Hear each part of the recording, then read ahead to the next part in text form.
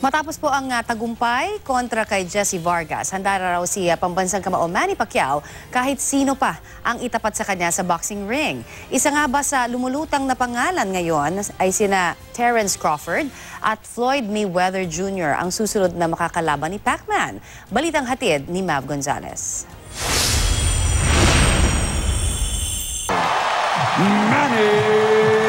Sa kalagitnaan pa lang ng selebrasyon sa ibabaw ng ring, tila marami na ang nagtatanong kung sino ang susunod na makakalaban ni pambansang kamao Manny Pacquiao.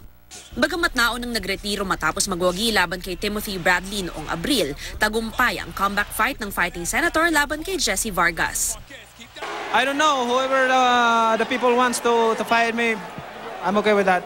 Ang tinutukoy ng interviewer, ang WBO super lightweight champion na si Terence Crawford at retiradong boksingero na si Floyd Mayweather Jr. na kapwa nanood ng laban ni Pacquiao. Natanong din si Pacman kung ibinigay nga ba niya ang lahat para sa laban nila ni Vargas. Pagtitiyak ng pambansang kamao, bawat round ay habol niya ang inaabangan ng lahat na knockout.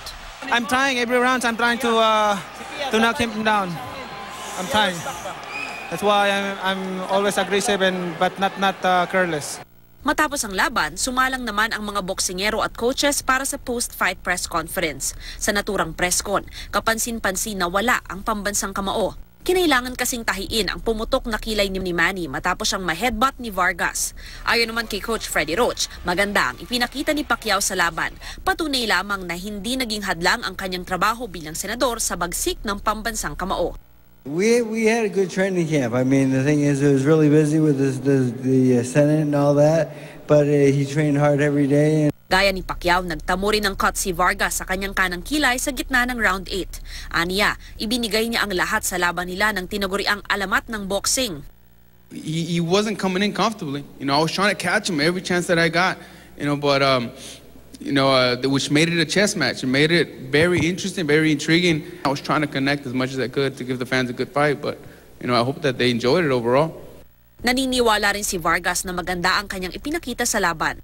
To me, it was a good match because we were both thinking in there, trying to connect with clean shots, and to do that against Manny Pacquiao, it means that I have a bright future. Mav Gonzalez, GMA News.